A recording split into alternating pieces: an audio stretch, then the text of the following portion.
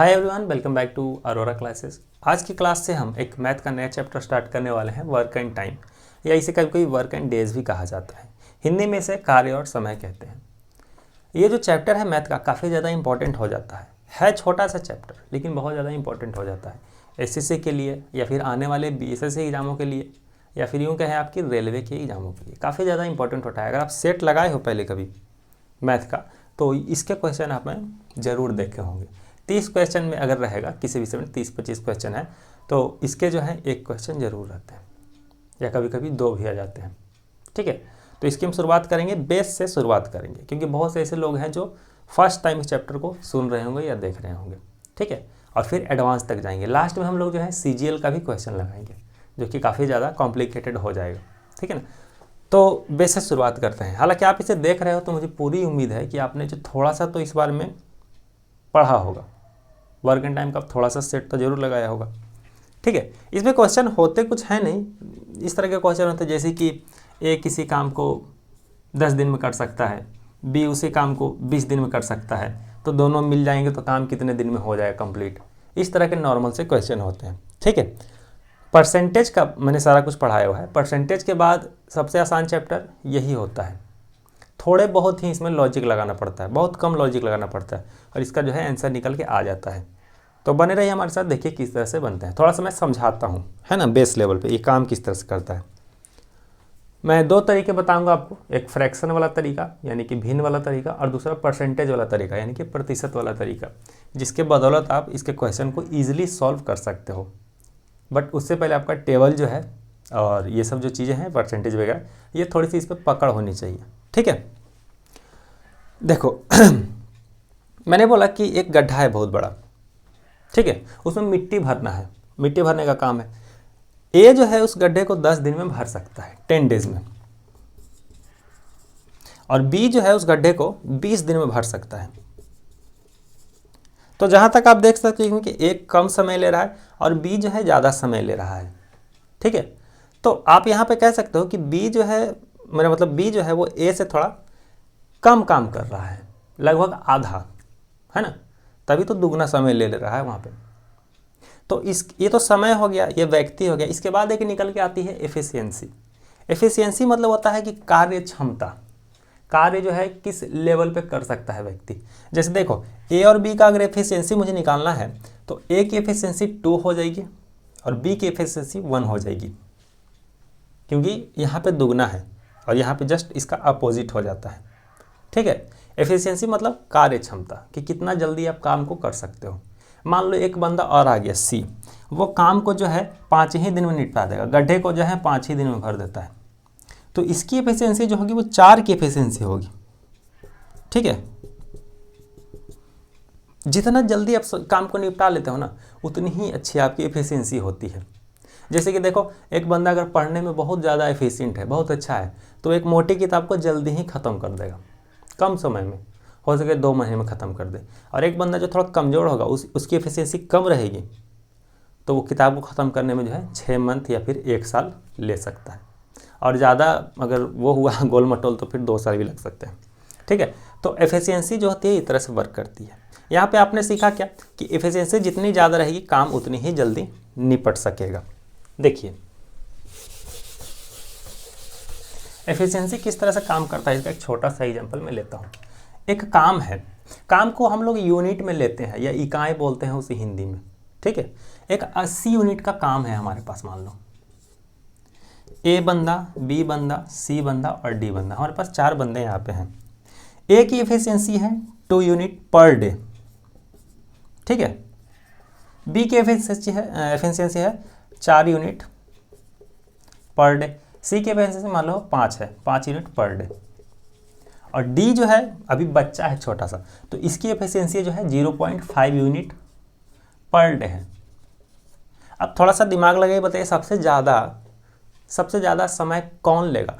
अगर अकेले अकेले काम करना हो तो काम 80 यूनिट का है, सबसे ज़्यादा समय लेगा ये, क्योंकि इसकी एफिशिएंसी सबसे कम है, 0.5 यूनिट काम कर रहा है, यानी कि आधा काम कर रहा है ये। ठीक है, इस तरह से सबसे कम समय कौन लेगा, तो जिसकी एफिशिएंसी सबसे ज़्यादा होगी 5 जो है काम को 16 दिन में कर देगा। ठीक है, 5 से डिवाइड करोगे 16 25 80। ये जो है काम को करने में 160 डेज लेगा। ठीक है, ये जो है काम को करने में कितना लेगा, तो 20 दिन लेगा। यहाँ डेज होगा, इस चीज़ को आप समझ गए अच्छे से। और 2 यूनिट के अगर हिसाब से काम किया जाए तो ये जो है वो 40 दिन लेगा। तो आपने यहाँ पर देखा कि जिसकी ज़्यादा एफिशिएंसी रहेगी वो काम को जल्दी निपटा देगा। अब देखो यहाँ पे मैं एक चीज़ आपको दिखाना चाहता था। डी की एफिशिएंसी 0.5 यूनिट पर डे है, सी की एफिशिएंसी 5 यूनिट है, तो लगभग 10 गुना है। लगभग क्या मतलब 10 गुना है ही। तो समय भी देखो 10 गुना ले रहा है, ये अपोजिट चल रहा है। ठीक है, ये 10 गुना है एफिशिएंसी इसका, इसलिए 10 गुना ज़्यादा समय ले रहा है। ठीक है, आगे बढ़िए। अब क्योंकि आप कार्य क्षमता यानी कि एफिशिएंसी के बारे में समझ चुके हैं, तो आइए एक छोटे से एग्जाम्पल से इस प्रोसेस को समझते हैं किस तरह से ये होता है। ठीक है, देखिए बिना एग्जाम्पल के समझना तो मुश्किल है भाई, मैथ है। अगर मैंने यहाँ पे क्वेश्चन लिया है, पूरा क्वेश्चन मैंने लिखा नहीं है क्योंकि समय बर्बाद होगा आपका भी और मेरा भी। कहा जाता है कि ए किसी काम को 10 दिन में कर सकता है, बी उसी काम को 20 दिन में कर सकता है। अगर दोनों मिल के काम करेंगे तो काम कितने दिन में कंप्लीट हो जाएगा। तो इसको बनाने का सबसे साधारण और बहुत पुराना तरीका क्या है, तो वो ये है कि मान लो ए जो है 10 दिन में काम कर रहा है, बी जो है 20 दिन में काम कर रहा है। तो ए जो है एक दिन में कितना काम करेगा, तो एक दिन में काम करेगा 1/10। काम को यूनिट में लेते हैं, 1/10 यूनिट काम ये करेगा एक दिन में। उसी तरह से बी कितना काम करेगा, तो 1/20 यूनिट ये काम करेगा। इसका एक दिन का काम, इसका एक दिन का काम। अब क्योंकि दोनों साथ में काम कर रहे हैं तो हम क्या करेंगे, ऐड कर देंगे। तो 1/10 प्लस 1/20, भिन्न का जोड़ हो गया, सिंपली है ना। ये कर देंगे हम 2 + 1 3/20, यानी कि दोनों मिल के हमारे एक दिन में 3/20 यूनिट काम कर लेंगे। ठीक है, तो पूरे काम को करने में कितना समय लग जाएगा, तो इसको उलट देते हैं हम लोग, 20/3 यानी कि 6.66 इस तरह से कर सकते हैं। ठीक है, सबसे आसान तरीका है ये, बहुत पहले से अपना रहे हैं इसको हम। अब थोड़ा सा आगे बढ़ते हैं। देखो यहाँ पे हम लोग अक्सर 1 लेते हैं, कभी हमने ये सोचा कि दूसरा नंबर ले सकते हैं कि नहीं ले सकते हैं। ठीक है, पर मेरा तरीका क्या है, देखिए मैं एक ऐसा नंबर लूँगा जो मुझे इस तरह से करने की ज़रूरत नहीं पड़ेगी। ठीक है, इन दोनों का एलसीएम मैं ले लेता हूँ, मान लो 1 की जगह सिर्फ ले के देखो। जैसे मैं मान लेता हूँ कि टोटल काम है कितना, 10 और 20 का एलसीएम 20 यूनिट मान लिया हमने, टोटल काम 20 यूनिट है। तो ए जो है वो 20/10 यूनिट काम करेगा एक दिन में, प्लस बी जो है 20/20 यूनिट काम करेगा एक दिन में। देखो 2 यहाँ आएगा, 1 यहाँ आएगा, 2 1 3 यूनिट काम कर रहा है ये एक दिन में साथ में मिल के। ठीक है, तो काम हमने कितना लिया था, 20 मतलब टोटल 20 यूनिट। 3 यूनिट के हिसाब से कितना समय लगेगा उसको, 20 यूनिट बाई 3 यूनिट 6.666, मतलब लगभग 6.5 दिन के आसपास उसको लग जाएगा। देखो बचपन से ये लेते आ रहे थे 1 1 1 1, हमने 20 लिया फिर भी आंसर वही आया। अब मान लेते हैं कि काम 100 यूनिट है। ठीक है, मान लिया हमने कि काम 100 यूनिट है, तो हालांकि एलसीएम लिया जाता है लेकिन मैं आपको समझाने के लिए बस ले रहा हूँ। माना कि काम जो है वो 100 यूनिट है, तो देखो ए एक दिन में कितना काम करेगा, 100/10 यूनिट, 100/10 यूनिट। बी कितना काम करेगा, तो 100/20 यूनिट काम करेगा। अब इसको सॉल्व करो, 10 बार में यह जाएगा, 10 यूनिट यहाँ आएगा, 5 यूनिट यहाँ आएगा, यानी कि दोनों मिलके 10 5 15 यूनिट काम करेंगे एक दिन में। टोटल काम कितना है भाई, तो 100 यूनिट है, तो 100/15 कर दो, 15 6 90, देखो 6.666 यहाँ आएगा। तो कितना भी ले लो नंबर ऊपर, कोई फ़र्क नहीं पड़ता। मैंने 1 लिया, मैंने 20 लिया, मैंने 100 लिया, दिन हमारे हमेशा सेम उतने ही आ रहे हैं ना। इसलिए मैं बोल रहा हूँ कि एक ऐसा नंबर लो, 1 लेने की ज़रूरत नहीं है, एक ऐसा नंबर लो जो दोनों का एलसीएम हो। आंसर 100 से भी आ जाएगा, लेकिन इतना क्यों खींचना उसे। आंसर जो हमारा 20 से आ रहा है वो परफेक्ट है। इस चीज़ को समझ पाए हो, नहीं समझे हो तो 2-3 मिनट फिर बैक करके दोबारा देखो। ठीक है, क्योंकि रिपीट करूँगा तो टाइम बर्बाद होगा। ये हो गया एक सिंपल तरीका बनाने का फ्रैक्शन के थ्रू। एक और तरीका है परसेंटेज के थ्रू बनाने का। वो कैसे होता है देखिए, अब ये जो परसेंटेज वाला तरीका मैं बताने वाला हूँ ये समझिए कि वरदान साबित होने वाला है उन लोगों के लिए जो फर्स्ट टाइम इसे देख रहे हैं। बहुत से लोग पहले से जानते हैं, ठीक है। इस पर अगर कमांड आप कर लोगे ना तो ये वर्क एंड डेज वाला जो है सारा का सारा तुरंत बन जाएगा। परसेंटेज वाला तरीका देखिए किस तरह से होता है। मैंने बता दिया है, क्वेश्चन रिपीट करने की जरूरत है नहीं। काम जो होता है वो कितना होता है, 100% होता है। हमेशा कोई भी काम रहेगा पूर्ण काम कितना रहेगा, 100% रहेगा, ठीक है। तो देखिए ये अगर 10 दिन में काम कर सकता है कंप्लीट, ये 10 दिन में कर सकता है, तो ए जो है एक दिन में कितना काम करेगा, 10% काम करेगा। क्यों? क्योंकि 100% बाई 10, तो 10% वो काम एक दिन में कर पाएगा। उसी तरह बी जो है 20 दिन में काम कर रहा है, तो बी एक दिन में कितना काम करेगा, 5% काम करेगा, ठीक है। 20 मैंने यहाँ पे लिखा, 5% काम करेगा। अब देखो ए भैया हमारा 10% काम कर रहा है एक दिन में, बी 5% काम कर रहा है, तो दोनों अगर मिल जाएंगे तो कितना काम होगा एक दिन में, 15% काम होगा एक दिन में, 15%, ठीक है। काम कितना है टोटल हमारा, 100% काम है, ठीक है ना। तो 100% काम है हमारा।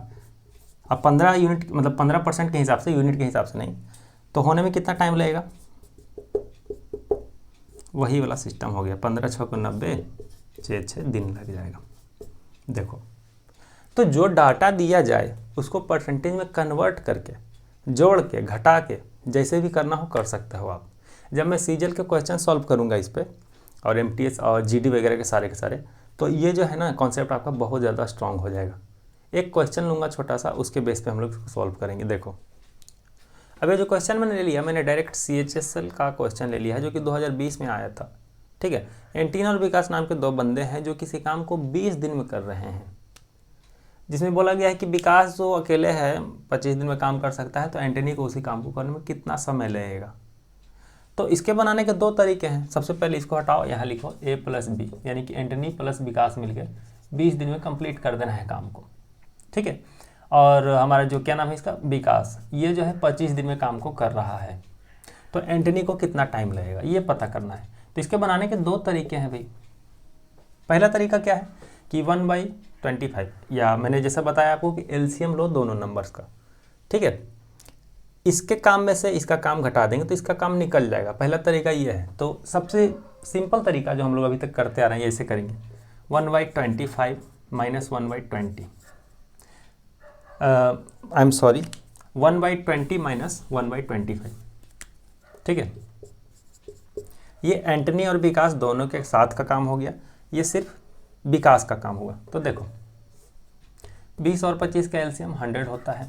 LCM निकालना मैंने सिखाया था, आप एक वीडियो देख लेना, जाके सर्च कर लेना, मिल जाएगा आपको, ठीक है। फिर यहाँ पे 5 - 4 क्या आया, 1/100, या इसको उलटते हैं हम लोग तो 100 दिन लग जाएगा एंटनी को अकेले काम करने में। ये हो गया हमारा तरीका। अगर थोड़ा सा भी जानते हो तो आपको पता होगा इस बारे में।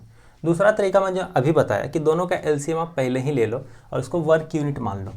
दोनों मिलकर 20 दिन में करते हैं, विकास अकेला 25 दिन में करता है, तो टोटल जो काम है इन दोनों का LCM 100 यूनिट का काम है, ठीक है। अब यहाँ देखो दोनों मिलकर काम कितना यूनिट कर ले रहे हैं, तो 100/20 यूनिट का काम एक दिन में कर रहे हैं, माइनस 100/25 यूनिट का काम ये विकास अकेले एक दिन में कर रहा है। तो इसको आप काट दो, यहाँ 5 आएगा, यहाँ पे 4 आएगा, 5 में से 4 गया 1 यूनिट का काम जो है वो एंटनी एक दिन में करेगा। तो 100 यूनिट का काम करने में उसको कितना समय लग जाएगा, 100 डे लगेगा ना। अब मैंने बताया कि परसेंटेज के बेस पे को कैसे बनाया जाए। तो देखो फिर से, ये तो क्वेश्चन हालांकि काफ़ी ज़्यादा आसान क्वेश्चन है, ठीक है ना। मैंने थोड़ा चुना उसमें से, तो मुझे आसान जो मिला मैंने उठाया है वहाँ से। कहा जाता है कि A + B एंटनी प्लस विकास 20 दिन में करते हैं, तो एक दिन में कितना काम करेंगे, 5% काम करेंगे, ठीक है। 20 दिन में 100% काम अगर हो रहा है तो एक दिन में कितना काम करेंगे, 5% काम करेंगे। A + B 5% काम, ठीक है। विकास जो है 25 दिन में काम कर देता है कंप्लीट, तो एक दिन में कितना काम करेगा, 100 से डिवाइड कर देंगे, 4% काम करेगा, ठीक है। दोनों मिलके 5% कर रहे हैं, विकास अकेले एक दिन में 4% कर रहा है, तो जाहिर सी बात है कि एंटनी जो है वो 1% काम करता होगा। तो 100% काम करने में एंटनी को जो है 100 डेज लग जाएंगे। ठीक है, ये बहुत ही आसान क्वेश्चन था, मैं बता रहा हूँ आपको, लेकिन इस बेस पे हम लोग थोड़ा समझ गए कि इस पर जो है वर्क किस तरह से करना है। जब मैं आगे बहुत सारे क्वेश्चन करवाऊंगा सीजीएल के, तो आप देखना किस तरह से ट्विस्ट होता है सारा का सारा। ठीक है, अभी तक के लिए अगर आप समझ गए हो तो बहुत अच्छी बात है। ठीक है, और ना समझे हो तो एक दो बार वीडियो को और देखो, अच्छे से समझ जाओगे। तब तक के लिए मैं चलता हूँ, बाय बाय, टेक केयर।